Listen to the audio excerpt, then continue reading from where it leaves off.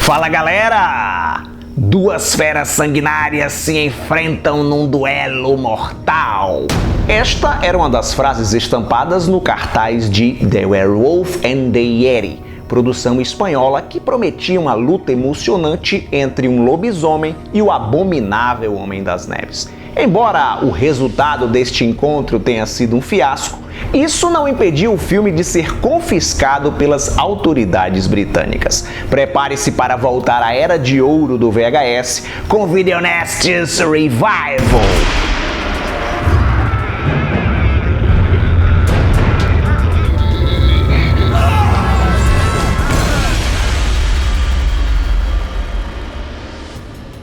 The Werewolf and the Yeti é o título britânico de La Maldición de la Bestia, produção espanhola de 1975, estrelada por Paul Nash.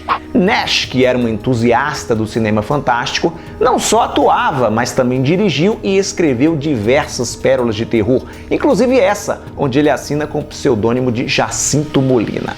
Aqui, ele interpreta sua criação mais célebre, o lobisomem Valdemar. Convenhamos que esse nome Valdemar não é lá muito assustador, mas foi com ele que o ator / cineasta fez fama e fortuna, interpretando o personagem em nada menos do que 13 filmes. Esses longas-metragens, realizados de 1968 até 2004, repare que são quase 40 anos, Nash promoveu uma série de encontros inusitados entre o seu Homem-Lobo e monstros clássicos como Drácula, Frankenstein, o Dr. Jekyll de O Médico e o Monstro. Só que esses personagens apareciam com outros nomes por uma questão de direitos autorais. Em La Maldición de la Bestia, o inimigo da vez é o abominável Homem das Neves. Depois de receber a prova da existência do Pé Grande na forma de um escalpo e fotografias fajutas que chegam através do correio, o Valdemar Daninsky topa acompanhar o professor Lacombe e sua filha Sylvia, amigos de longa data, numa viagem até o Himalaia, no intuito de se juntar a um grupo de cientistas que estão tentando localizar o monstro lendário, também conhecido como Yeti.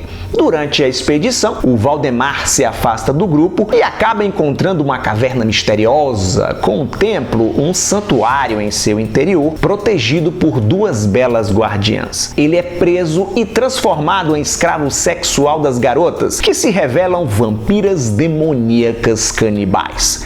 Temendo ser o próximo do cardápio, o Daninsky tenta fugir, mas é atacado pelas mulheres e durante a luta, uma delas crava uma mordida em seu peito, transferindo para ele uma terrível maldição.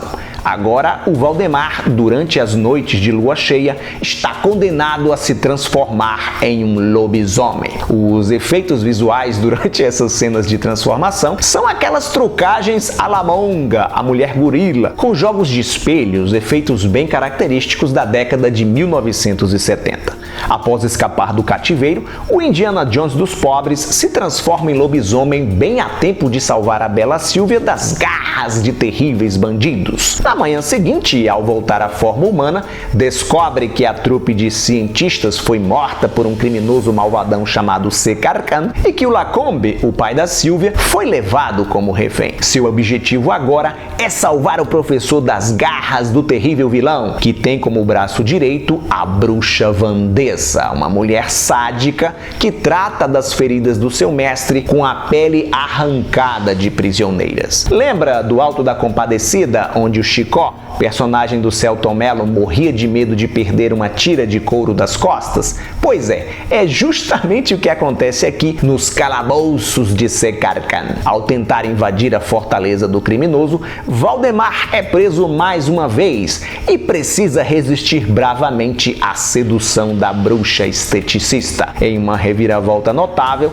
ele consegue escapar, salvar a Sylvia e derrotar o temido Sekar Khan. Mas seus problemas não acabam por aí, porque ele precisa enfrentar ainda o abominável Homem das Neves, numa luta mortal mal coreografada que felizmente dura apenas alguns segundos.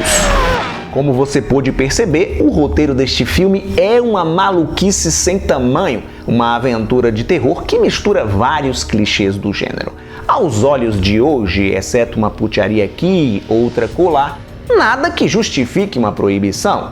Em 1985, a conversa foi outra. As autoridades britânicas ficaram horrorizadas, escandalizadas com as cenas de sexo, com o canibalismo e principalmente com as sessões de limpeza de pele feitas com muito gore, realizadas pela tal Vanessa. Recolhido das prateleiras das videolocadoras, The Werewolf and the Yeti, ou La Maldición de la Bestia, esteve banido no Reino Unido até 2018, quando finalmente foi lançado em Blu-ray num box com outras obras do Paul Nash. Obrigado por sua audiência, lembre-se do like maroto e compartilhar o vídeo com seus amigos através das redes sociais. Aproveita e me segue por lá também. Tchau e até a próxima.